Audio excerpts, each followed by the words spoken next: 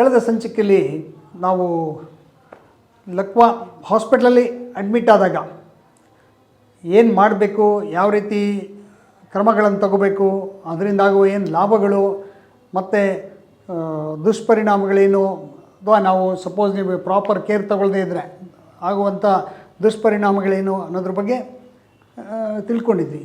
ಇಂದಿನ ಸಂಚಿಕೆಯಲ್ಲಿ ನಾವು ಹಾಸ್ಪಿಟ್ಲಿಂದ ಮನೆಗೆ ಬಂದಾಗ, ಅಂದರೆ ರೋಗಿನ ಹಾಸ್ಪಿಟ್ಲಿಂದ ಡಿಸ್ಚಾರ್ಜ್ ಮಾಡ್ತಾರೆ.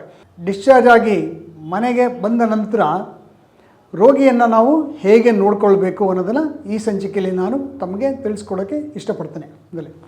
ನಮಸ್ಕಾರ, ನಾನು ಡಾಕ್ಟರ್ ಚಂದ್ರಶೇಖರ್ ಬೆಳ್ಳೂಡಿ, ಪಾರ್ಶ್ವವಾಯು ಪುನಶ್ಚೇತನ ತಜ್ಞ, ಪ್ರೆಸೆಂಟ್ಲಿ DC ಇಂಟರ್ನ್ಯಾಷನಲ್ ಪಾರ್ಶ್ವವಾಯು ಪುನಶ್ಚೇತನ ಕೇಂದ್ರ, ವಿಜಯನಗರ, ಬೆಂಗಳೂರು ಇದರ ಸಂಸ್ಥಾಪಕ, ನಿರ್ದೇಶಕ ಹಾಗೂ ಚೀಫ್ ಫಿಸಿಯೋಥೆರಪಿಸ್ಟ್ ಆಗಿ ನಾನು ವರ್ಕ್ ಮಾಡ್ತಾಯಿದ್ದೀನಿ.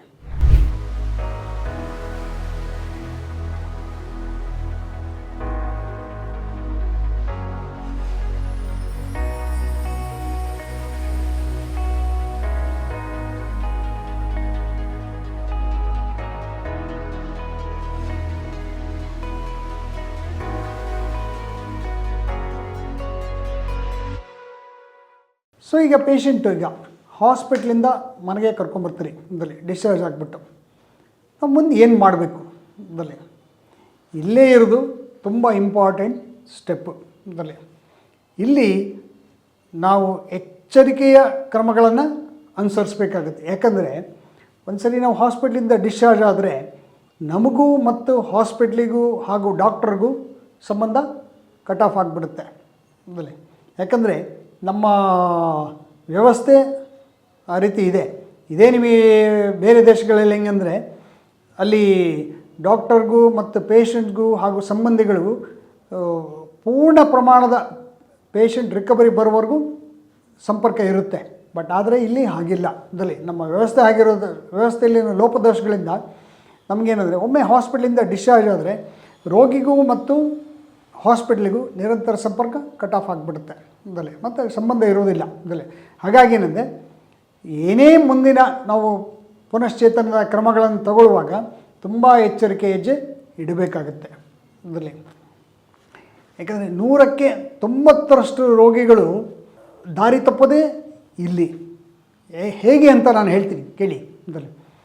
ಸೊ ಒಮ್ಮೆ ಹಾಸ್ಪಿಟ್ಲಿಂದ ಹೊರಗಡೆ ಬಂದ ನಂತರ ಬಾಹ್ಯ ಎಲಿಮೆಂಟ್ಸ್ಗಳು, ಅಂದರೆ ನಿಮ್ಮ ರೋಗಿಯ ಸಂಬಂಧಿಗಳಾಗ್ಬೋದು, ಅಥವಾ ಇದು ಫ್ರೆಂಡ್ ಸರ್ಕಲ್ ಆಗ್ಬೋದು, ಅಥವಾ ಇನ್ನಿತರ ಯಾರೇ ಇದರಲ್ಲಿ ಸರಿಯಾಗಿ ಲಕ್ವಾ ಬಗ್ಗೆ ಮಾಹಿತಿಗೆ ಅರಿವೇ ಇಲ್ಲದವರು ಆಗಿರ್ಬೋದು, ಇವರೇ ನಿಮ್ಮ ದಾರಿ ತಪ್ಪಿಸೋದು ಸಹಜ. ಹಾಗಾಗಿ ರೋಗಿ ಮುಂದೆ ಅಥವಾ ಅದರ ಸಂಬಂಧಿಗಳು ಮುಂದೆ ಏನೇ ಕ್ರಮಗಳನ್ನು ತಗೊಳ್ಳುವಾಗ ತುಂಬ ಎಚ್ಚರಿಕೆಯ ಹೆಜ್ಜೆ ಇಡಬೇಕಾಗುತ್ತೆ. ನಾನು ಪದೇ ಪದೇ ಎಚ್ಚರಿಕೆ ಎಂಬ ಪದನ ನಾನು ಬಳಸ್ತಾ ಇದ್ದೀನಿ. ಸ್ವಲ್ಪ ನೀವು ಎಡವಿದ್ರು, ಸ್ವಲ್ಪ ಚಿಕಿತ್ಸೆಗಳ ಲೋಪಗಳಾದರೂ ರೋಗಿ ದೀರ್ಘ ಪ್ರಮಾಣದ ಅಂಗವೈಕಲ್ಯತೆಗೆ ಒಳಗಾಗಬೇಕಾಗುತ್ತೆ. ಹಾಗಾಗಿ ದಯವಿಟ್ಟು ಈ ವಿಡಿಯೋದಲ್ಲಿ ನಾನು ಏನು ಹೇಳ್ತೀನಿ ಅದನ್ನು ದಯವಿಟ್ಟು ಸೀರಿಯಸ್ ಆಗಿ ತಗೊಳ್ಳಿ. ಹಾಗೆ ಒಳ್ಳೆಯ ಕೇರನ್ನು, ಪೇಷಂಟ್ಗೆ ಒಳ್ಳೆಯ ಕೇರನ್ನು ಮಾಡಿ. ಯಾಕಂದರೆ ಒಮ್ಮೆ ಈ ನಮ್ಮ ಸಮಾಜದಲ್ಲಿ ಹೇಗಿದೆ ಅಂದರೆ, ಎಲ್ಲರೂ ಇತ್ತೀಚಿನ ದಿನಗಳಲ್ಲಿ ನಾನು ಲಕ್ವಾ ಚಿಕಿತ್ಸೆ ಕೊಡ್ತೇನೆ ಅಂತ ಎಲ್ಲರೂ ಹೇಳ್ಕೊಳ್ತಾರೆ ಸರ್. ಹಾಗಾಗಿ ಕೆಲವರು ಲಕ್ವಾ ಬಗ್ಗೆ ಅರಿವೇ ಇರೋದಿಲ್ಲ. ಅಂಥವರು ಸಹ ಆ್ಯಕ್ಚುಲಿ ಚಿಕಿತ್ಸೆ ಕೊಡಲಿಕ್ಕೆ ಶುರು ಮಾಡಿದ್ದಾರೆ. ಇದರಿಂದ ರೋಗಿಗೇನೆಂದರೆ ಅಥವಾ ಸಂಬಂಧಿಗಳೇನೆಂದರೆ ಆದಷ್ಟು ಬೇಗ ಈ ಚಿಕಿತ್ಸೆಯಿಂದ ಈ ತೊಂದರೆಯಿಂದ ಹೊರಗಡೆ ಬರಬೇಕು. ಸೊ ಹಾಗಾಗಿ ಏನು ಮಾಡ್ತಾರೆ, ಯಾರು ಏನೇ ಹೇಳಿದರೂ ಅದನ್ನು ಅವರು ಕೆಲವು ಸ್ಥಿತಿಲಿ ಇರ್ತಾರೆ ಆ್ಯಕ್ಚುಲಿ ಇದರಲ್ಲಿ. ಹಾಗೆ ಏಕೆಂದರೆ ಅವ್ರಿಗೆ ಪೇಷಂಟ್ ಹೊರಗಡೆ ಬಂದರೆ ಸಾಕಾಗಿರುತ್ತೆ ಹಾಗೆ. ಆದರೆ ಒಂದು ತಪ್ಪು ಹೆಜ್ಜೆ ನಾವೇನು ಇಡ್ತೀವಿ ಆ್ಯಕ್ಚುಲಿ ಈ ಹಂತದಲ್ಲಿ ಅದರಿಂದ ದೀರ್ಘ ಪ್ರಮಾಣದ ಸಮಸ್ಯೆಗಳು ಬರ್ತವೆ. ರೋಗಿ ಶಾಶ್ವತವಾಗಿ ಅಂಗವೈಕಲ್ಯ ಆಗ್ಬೋದು ಆ್ಯಕ್ಚುಲಿ ಇದರಲ್ಲಿ. ಈಗ 3 ತಿಂಗಳಲ್ಲಾಗೋದು ನಿಮಗೆ ವರ್ಷಗಟ್ಟಲೆ ತಗೋಬೋದು ಆ್ಯಕ್ಚುಲಿ. ಹಾಗಾಗಿ ನನ್ನ ಸಲಹೆ ಏನಂದರೆ, ದಯವಿಟ್ಟು ಏನೇ ಟ್ರೀಟ್ಮೆಂಟ್ ತಗೊಳ್ಳುವಾಗ ಸಂಬಂಧಪಟ್ಟ ಡಾಕ್ಟ್ರ್ ಆಗಲಿ, ಸಂಬಂಧಪಟ್ಟ ಫಿಸಿಯೋಥೆರಪಿಸ್ಟ್ಗಳಾಗಲಿ, ಸಂಬಂಧಪಟ್ಟ ಚಿಕಿತ್ಸಕ ತಜ್ಞರ ಹತ್ರ ಆಗಲಿ ನೀವು ದೀರ್ಘವಾದ ಸಮಾಲೋಚನೆ ಮಾಡಿ ನಾವು ಚಿಕಿತ್ಸೆನ ಪೇಷಂಟ್ಗೆ ಕೊಡಬೇಕಾಗುತ್ತೆ ಇದರಲ್ಲಿ. ಒಂದು example actually, suppose normally stroke ಆದಾಗ ಏನು ಮಾಡ್ತಾರೆ ಜನಗಳು, ಈ ಅವೈಜ್ಞಾನಿಕ ಚಿಕಿತ್ಸೆಗಳ ಹತ್ರ ಹೋಗ್ತಾರೆ. ಅದರಲ್ಲಿ ನಾನು ತೊಗೊಳ್ಬೇಡಿ ಅಂತ ನಾನು ಹೇಳಲ್ಲ, ನೀವು ಔಷಧಿನ ನೀವೇನಾದರೂ ತೊಗೊಳ್ಳಿ, ಔಷಧಿ ಇರೋದು ಮುಂದೆ ಬರದಂಗೆ ತಡಿಲಿಕ್ಕೆ, ಗುಣಪಡಿಸ್ಲಿಕ್ಕಲ್ಲ ಇದರಲ್ಲಿ. ಹಾಗಾಗಿ ಔಷಧಿ ನೀವು ಯಾವುದೇ ಚಿಕಿತ್ಸಾ ಪದ್ಧತಿಯಲ್ಲೂ ತೊಗೊಳ್ಳಿ ಇದು ಆ್ಯಕ್ಚುಲಿ. ಬಟ್ ದಯವಿಟ್ಟು ನನ್ನ ಒಂದು ಸಲಹೆ ಅಂದರೆ, ಯಾವುದೇ ಕಾರಣಕ್ಕೂ ರೋಗಿಗೆ ಮಸಾಜು, ಮಾಲಿಶ್ ಇಂಥವನ್ನ ಮಾಡಲಿಕ್ಕೆ ಹೋಗಬೇಡಿ. ಇದರಿಂದ ಸಮಸ್ಯೆಗಳು ಉದ್ಭವಿಸ್ತವೆ. ಯಾಕಂದರೆ 100ಕ್ಕೆ 80ರಷ್ಟು ಲಕ್ವಾನ್ ಅಂತ ನಾವೇನು ಹೇಳ್ತೀವಿ ಅವು ಮೈನರ್, ಅಂದರೆ ಹಿಂದಿನ ಸಂಚಿಕೆಯಲ್ಲಿ ಆಲ್ರೆಡಿ ನಾನು ಹೇಳಿಬಿಟ್ಟಿದ್ದೀನಿ ಆ್ಯಕ್ಚುಲಿ ಅದ್ರ ಬಗ್ಗೆ. ಈ ಮೈನರ್ ಸ್ಟ್ರೋಕ್ ಏನಂದರೆ ಕೆಲವೊಮ್ಮೆ ವಾರದಲ್ಲಿ ಗುಣ ಆಗ್ತವೆ, ಕೆಲವೊಮ್ಮೆ ಒಂದು 15 ದಿವಸದಲ್ಲಿ ಗುಣ ಆಗ್ತವೆ, ಕೆಲವು 1 ತಿಂಗಳಲ್ಲಿ ಗುಣ ಆಗ್ತವೆ ಇದರಲ್ಲಿ. ಹೇಗೆ ಅಂದರೆ ಈ ಸ್ಟ್ರೋಕನ್ನು ನಾವೇನಂದರೆ ಒಂದು 2-3 ಭಾಗ ಆಗಿ ವಿಂಗಡಿಸ್ತೇವೆ. ಅಂದರೆ ಮೀಡಿಯಮ್ಮು, ಮೈಲ್ಡು, ಮೀಡಿಯಮ್ಮು, ಸಿವಿಯರು ಮತ್ತು ಕ್ರಾನಿಕ್ ಕೆಟಗರಿ ಅಂತ ನಾವು 3-4 ಭಾಗಗಳಲ್ಲಿ ವಿಂಗಡಿಸ್ತೀವಿ. ಇದರಲ್ಲಿ ಸುಮಾರು 80% ಲಕ್ವಾ ಸಮಸ್ಯೆಗಳು ಅವು ತಂತಾನಾಗೆ ಇಂಪ್ರೂವ್ ಆಗಿಬಿಡ್ತವೆ.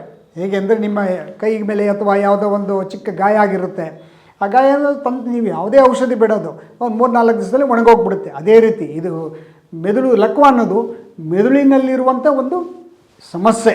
ಇದರಲ್ಲಿ ಈ ಸಮಸ್ಯೆ ಅಂದರೆ ಇದು ಒಂದು ರೋಗ ಅಲ್ಲ, ಇದು ಒಂದು ಮೆದುಳಲ್ಲಾಗಿ ಹೇಗೆ ನಿಮ್ಮ ಕೈಗಳಲ್ಲಿ ಗಾಯ ಆಗುತ್ತೆ ಹಾಗೆ ಮೆದುಳಿನ ಒಳಗಡೆ ಆಗಿರುವಂಥ ಗಾಯ ಇದು. ಆ್ಯಕ್ಚುಲಿ ಮೆದುಳಿಗೆ ಸ್ವಲ್ಪ ಪ್ರಮಾಣದಲ್ಲಿ ಸರಿಪಡಿಸ್ಕೊಳ್ಳುವಂಥ ಶಕ್ತಿ ಅದಕ್ಕೆ ಇರುತ್ತೆ. ಅದು ಕೆಲವೊಂದು ಸಂದರ್ಭಗಳಲ್ಲಿ ತಂತಾನಾಗೇ ಸರಿಪಡಿಸ್ಕೊಳ್ಳುತ್ತೆ 100ಕ್ಕೆ 90ರಷ್ಟನ್ನು ಇದರಲ್ಲಿ. ಬಟ್ ಕೆಲವು ಸಂದರ್ಭಗಳಲ್ಲಿ ಅದು ಹೆಲ್ಪನ್ನು ಎಕ್ಸ್ಪೆಕ್ಟ್ ಮಾಡುತ್ತೆ. ಅಂದರೆ ವ್ಯಾಯಾಮದ ಮುಖಾಂತರ, ಅಂದರೆ ಅದು ಕನೆಕ್ಟಿವಿಟಿ ಏನು ಹೋಗಿರುತ್ತೆ ಅದು ನಿರಂತರ ವ್ಯಾಯಾಮಗಳಿಂದ ನಾವು ಮತ್ತೆ ಅದನ್ನು ಮೆದುಳಿನ ನರಕೋಶಗಳನ್ನು ಮತ್ತೆ ಪುನಶ್ಚೇತನಗೊಳಿಸ್ಬೋದು ಇದರಲ್ಲಿ. ಯಾಕಂದರೆ ಅದು ಹೇಗೆ ಅಂದರೆ ಕೈ ಕಾಲುಗಳ ಮೂಮೆಂಟ್ಸ್ಗಳನ್ನ ನಿರಂತರವಾಗಿ ಮಾಡಬೇಕು. ಸಮ್ಟೈಮ್ಸ್ ಕೆಲವೊಂದು ಸಂದರ್ಭದಲ್ಲಿ ದಿವಸಕ್ಕೆ 6ರಿಂದ 8 ತಾಸು ನಿರಂತರ ವ್ಯಾಯಾಮಗಳನ್ನು ಕೊಡಬೇಕಾಗುತ್ತೆ. ಹಾಗಾಗಿ ಅದು ಕೆಲವೊಮ್ಮೆ ಮನೆಯಲ್ಲಿ ಸಾಧ್ಯ ಇಲ್ಲ. ಅದಕ್ಕೆ ನಾವು ಹೇಳೋದೇನೆಂದರೆ, ಎಲ್ಲಿ ವ್ಯವಸ್ಥೆ ಇರುತ್ತೆ, ಒಳ್ಳೆಯ ವ್ಯವಸ್ಥೆ ಇರುತ್ತೆ ಅಂಥ ಕಡೆ ನೀವು ಹೋಗ್ಬಿಟ್ಟು ಚಿಕಿತ್ಸೆ ಪಡೆಯೋದು ಒಳಿತು ಇದರಲ್ಲಿ. ಯಾವುದೇ ಕಾರಣಕ್ಕೂ ಅವೈಜ್ಞಾನಿಕ ಮಸಾಜ್ ಆಗಲಿ, ಅವೈಜ್ಞಾನಿಕ ಚಿಕಿತ್ಸೆಗಳನ್ನು ಮಾಡಬೇಡಿ ಇದರಲ್ಲಿ. ಅಂದರೆ ಮಾಲಿಶ್ ಮಾಡೋದು, ಪೌಡ್ರ್ಗಳನ್ನು ಹಾಕಿ ಸುಮ್ಮನೆ ಉಜ್ಜೋದು, ಈ ಥರ ಯಾವುದೇ ಕಾರಣಕ್ಕೂ ಮಾಡಬೇಡಿ. ಇದರಿಂದ ತುಂಬ ಸಮಸ್ಯೆಗಳು ಉದ್ಭವಿಸ್ತವೆ. ಯಾಕಂದರೆ ನನ್ನ ಕಳೆದ 25 ವರ್ಷದಿಂದ ನಾನು ಸಾಕಷ್ಟು ರೋಗಿಗಳನ್ನು ನೋಡ್ತಾ ಬಂದಿದ್ದೀನಿ. ಹಾಗಾಗಿ ಅವರು ನಮ್ಮಲ್ಲಿ ನಾರ್ಮಲಿ ಏನಂದರೆ ವೈಜ್ಞಾನಿಕ ಚಿಕಿತ್ಸೆಗಳು ಯಾವಾಗ ಬರ್ತಾರೆ ಅಂದರೆ, ಅವರು ಎಲ್ಲ ಸುತ್ತಾಡ್ಬಿಟ್ಟು ಎಲ್ಲ ಸಮಸ್ಯೆಗಳನ್ನು ಮಾಡಿಕೊಂಡು ಕೊನೆಯ ಹಂತದಲ್ಲಿ ವೈಜ್ಞಾನಿಕ ಚಿಕಿತ್ಸೆಗಳ ಹತ್ರ ಬರ್ತಾರೆ. ಆಗ ಆ ಸಂದರ್ಭದಲ್ಲಿ ಆಗಲೇ ಸುಮಾರು ರೋಗಿಗಳು ಏನಂದರೆ ಅವರು ಎಲ್ಲ ರೀತಿಯಲ್ಲೂ ಕಳ್ಕೊಂಡ್ಬಿಟ್ಟಿರ್ತಾರೆ, ಆರ್ಥಿಕವಾಗಿ, ಮಾನಸಿಕವಾಗಿ, ಮತ್ತು ಪೂರಾ ಜರ್ಜರಿತರಾಗಿಬಿಟ್ಟಿರ್ತಾರೆ. ಹಾಗಾಗಿ ಇಂತಹ ಸಮಸ್ಯೆಗಳು ಬರಬಾರ್ದು ಅಂದರೆ ನಾವು ವೈಜ್ಞಾನಿಕ ಚಿಕಿತ್ಸೆಗಳ ಹತ್ರ ಹೋಗೋದು ಒಳಿತು. ಇನ್ನೊಂದು ಇದರಲ್ಲಿ ಯಾವುದೇ ಕಾರಣಕ್ಕೂ ಮತ್ತು ಇನ್ನೊಂದು ಏನಂದರೆ, ಕೆಲವೊಂದು ಪದ್ಧತಿಗಳಲ್ಲಿ ಏನು ಹೇಳ್ತಾರೆ ಅಂದರೆ, ಲಕ್ವಾ ಚಳಿಯಿಂದ ಬರುತ್ತೆ, ಕೋಲ್ಡಿಂದ ಬರುತ್ತೆ, ಬಾಡಿ ಹೀಟಾಗಿರಬೇಕು ಅಂತ ಏನಂದರೆ, ರೋಗಿಗಳನ್ನು ಏನು ಮಾಡ್ತಾರೆ, ಮನೆಯಲ್ಲಿ ಅಲ್ಲಿ ಗಾಳಿ ಬೆಳಕು ಚೆನ್ನಾಗಿರಲ್ಲ ಅಂಥ ಕಡೆ ಅವರನ್ನು ಮಲಗಿಸ್ತಾರೆ ಅಥವಾ ಕೂರಿಸ್ತಾರೆ. ತಲೆಗೆ ಟೋಪಿ ಹಾಕೋದು, ಕಾಲಿಗೆ ಸಾಕ್ಸ್ ಹಾಕೋದು, ಮತ್ತು ಹೀಟ್ ಇರಬೇಕು ಅಂತ ಕೆಲವೊಮ್ಮೆ ಪೇಷಂಟ್ಗೆ ಸ್ನಾನವೂ ಮಾಡೋದಿಲ್ಲ, ಮತ್ತು ಬೆಡ್ಶೀಟ್ಗಳನ್ನೂ ಚೇಂಜ್ ಮಾಡೋದಿಲ್ಲ ತಲೆ. ಇದರಿಂದ ಏನಾಗುತ್ತೆ, ಬೇರೆ ರೀತಿಯ ಸಮಸ್ಯೆಗಳು ಉದ್ಭವಿಸ್ತವೆ. ಅದಕ್ಕೆ ನನ್ನ ಸಲಹೆ ಏನಂದರೆ, ಪೇಷಂಟ್ಗೆ ಆ ಥರ ಲಕ್ವಾದ ಚಳಿಯಿಂದ ಬರುತ್ತೆ ಅಂತ ಯಾವುದೇ ವೈಜ್ಞಾನಿಕ ಆಧಾರಗಳು ಇಲ್ಲ ಇದರಲ್ಲಿ. ಸೊ ಮೆದುಳಲ್ಲಿ ರಕ್ತನಾಳಗಳಲ್ಲಿ ಅಡಚಣೆಗಳು ಉಂಟಾಗುವಂಥ ಇದರಿಂದ ಬರುವಂಥ ಇದು ಸಮಸ್ಯೆ. ಹಾಗಾಗಿ ಇದು ರೋಗ ಅಲ್ಲ ಇದರಲ್ಲಿ. ಹಾಗಾಗಿ ನಾವೇನು ಮಾಡಬೇಕಂದ್ರೆ, ಪೇಷಂಟ್ ಆದಷ್ಟು ನ್ಯಾಚುರಲ್ ಆಗಿರಬೇಕು. ಮುಂದೆ ಲಕ್ವಾಗಿಂತ ಮುಂಚೆ ಅವರು ಯಾವ ರೀತಿ ಮನೆಯಲ್ಲಿದ್ದರು ಅದೇ ರೀತಿಯೇ ನಾವು ಮೇಂಟೈನ್ ಮಾಡಬೇಕು. ಗಾಳಿ ಬೆಳಕು ಚೆನ್ನಾಗಿರಬೇಕು, ಮತ್ತು ಪೇಷಂಟ್ ಹೆಚ್ಚು ಹೊತ್ತು ಕೂರಿಸ್ಬೇಕು. ಇದರಲ್ಲಿ ಪೇಷಂಟ್ ಲವಲವಿಕೆಯಿಂದ ಇರಬೇಕು, ಪೇಷಂಟ್ ಹೆಚ್ಚು ಮಾತಾಡಬೇಕು, ಪೇಷಂಟ್ ಎಷ್ಟು ಜನಗಳ ಜೊತೆಗೆ ಮಿಂಗಲ್ ಆಗಬೇಕು. ಯಾವುದೇ ಸಮಸ್ಯೆ ಬಗ್ಗೆ ಪೇಷಂಟ್ಗಳ ಹತ್ರ ಮಾತಾಡಬೇಡಿ ಇದರಲ್ಲಿ. ಮತ್ತು ಪೇಷಂಟ್ಗೆ ಹುರಿದುಂಬಿಸಿ ಇದರಲ್ಲಿ ನೀವು ಈ ಸಮಸ್ಯೆಯಿಂದ ಆದಷ್ಟು ಬೇಗ ಹೊರಗಡೆ ಬರ್ತೀರಾ ಇದರಲ್ಲಿ ಮತ್ತು ನಿರಂತರ ಹೆಚ್ಚು ವ್ಯಾಯಾಮಗಳನ್ನು ಮಾಡಿ. ಹೀಗೆ ಮಾಡೋದ್ರಿಂದ ಪೇಷಂಟ್ ಆದಷ್ಟು ಬೇಗ ತನ್ನ ಲಕ್ವಾ ಸಮಸ್ಯೆಯಿಂದ ಹೊರಗಡೆ ಬಂದು ಮತ್ತೆ ಮೊದಲನೇ ಸ್ಥಿತಿಗೆ ಮರಳ್ತಾನೆ. ಈ ವಿಡಿಯೋದಲ್ಲಿ ನಾನು ತಿಳಿಸಿದಾಗೆ ಏನು ನಾನು ಮನೆಗೆ ಬಂದಾಗ ಯಾವ ರೀತಿಯ ಕ್ರಮಗಳನ್ನು ತಗೋಬೇಕು ಅನ್ನೋದನ್ನು ತಮಗೆ ತಿಳಿಸಿದ್ದೇನೆ. ಅದರಲ್ಲಿ ದಯವಿಟ್ಟು ರೋಗಿ ಹಾಗೂ ಆತನ ಸಂಬಂಧಿಗಳು ಎಚ್ಚರಿಕೆ ಹೆಜ್ಜೆಗಳನ್ನು ತಗೊಳ್ಳೋದು ತುಂಬ ಒಳಿತು. ಅದರಲ್ಲಿ ನೀವು ಯಾವುದೇ ಡಿಸಿಷನ್ ತೊಗೊಳ್ಬೇಕಾದ್ರೂ, ಯಾವುದೇ ನಿರ್ಧಾರ ತೊಗೊಳ್ಬೇಕಾದ್ರೂ ನಿಮ್ಮ ಫ್ಯಾಮಿಲಿ ಫಿಸಿಷಿಯನ್ ಆಗ್ಬೋದು, ನರೋಗ ತಜ್ಞರಾಗ್ಬೋದು, ಅಥವಾ ಪುನಶ್ಚೇತನ ತಜ್ಞರ ಹತ್ರ ಆಗ್ಬೋದು, ಸಮಾಲೋಚನೆ ಮಾಡಿ ನಿರ್ಧಾರಗಳನ್ನ ತಗೊಳ್ಳಿ. ದಯವಿಟ್ಟು ಯಾವುದೇ ಕಾರಣಕ್ಕೂ ಅವೈಜ್ಞಾನಿಕ ಚಿಕಿತ್ಸೆ ಸೆಲ್ಫ್ ಮೆಡಿಸಿನ್ ಅಂತ ನಾವು ಹೇಳ್ತೀವಿ. ಅಂದರೆ ಅವೈಜ್ಞಾನಿಕ ಚಿಕಿತ್ಸೆಗಳನ್ನ ಸ್ವಚಿಕಿತ್ಸೆಗಳನ್ನು ಮಾಡಬೇಡಿ. ಅಥವಾ ಇದ್ರ ಬಗ್ಗೆ ಮೆದುಳಿನ ಬಗ್ಗೆ ಆಗಲಿ ಅಥವಾ ಲಕ್ವಾ ಬಗ್ಗೆ ಆಗಲಿ ಅರಿವಿಲ್ಲದವ್ರ ಹತ್ರ ನೀವು ಚಿಕಿತ್ಸೆಗಳನ್ನು ಪಡ್ಕೋಬೇಡಿ. ಇದರಿಂದ ನೀವು ಸಮಸ್ಯೆಗೆ ಸಿಲುಕೋದು ಖಂಡಿತ. ಇದರಲ್ಲಿ ಹೆಚ್ಚಿನ ಮಾಹಿತಿಗಾಗಿ ನೀವು ಈ ಕೆಳಕಂಡ ದೂರವಾಣಿ ಸಂಖ್ಯೆನ ಸಂಪರ್ಕಿಸಿ ತಮ್ಮ ಅನುಮಾನಗಳಿಗೆ ಮಾಹಿತಿನ ಪಡ್ಕೋಬೋದು. ಹಾಗೆ ಈ ಕೆಳಕಂಡ QR ಕೋಡ್ಗೆ ನೀವು ವಿಸಿಟ್ ಮಾಡಿ ಹೆಚ್ಚಿನ ವೀಡಿಯೋಗಳನ್ನು ಸಹ ನೀವು ವೀಕ್ಷಿಸ್ಬೋದು. ಅದಕ್ಕೆ ನೀವು ಸಿಂಪಲ್ಲಾಗಿ ಏನು ಮಾಡಬೇಕಂದ್ರೆ ನೀವು ಚಾನಲ್ಗೆ ವಿಸಿಟ್ ಆಗಿ ಸಬ್ಸ್ಕ್ರೈಬ್ ಮಾಡಿ. ಅದೇ ರೀತಿ ನಮ್ಮ ಯೂಟ್ಯೂಬ್ ಚಾನಲ್ಸ ನಾವು ಬಿಟ್ಟಿದ್ದೇವೆ. ಅಲ್ಲಿ ನಮ್ಮ ಮೊಬೈಲ್ ನಂಬರ್ನ ನೀವು ಯೂಟ್ಯೂಬಲ್ಲಿ ಸರ್ಚ್ ಮಾಡಿದರೆ ನಿಮಗೆ ಹೆಚ್ಚಿನ ವೀಡಿಯೋಗಳು ಇಲ್ಲಿವರೆಗೂ ನಾವು ಏನೇನು ಮಾಡಿದ್ವಿ ಹಿಂದೆ ಆಗ್ಬೋದು, ಇನ್ನು ಮುಂದೆ ಮಾಡುವ ವೀಡಿಯೋಗಳಾಗ್ಬೋದು, ಅದು ನಿಮಗೆ ದೊರೆಯುತ್ತೆ. ಅವುಗಳನ್ನು ನೀವು ಸಬ್ಸ್ಕ್ರೈಬ್ ಮಾಡಿ ಇನ್ನೂ ಹೆಚ್ಚಿನ ಮಾಹಿತಿಗಳನ್ನು ಪಡ್ಕೊಂಡು ಸಮಸ್ಯೆಗಳಿಂದ ದೂರ ಆಗ್ಬೋದು.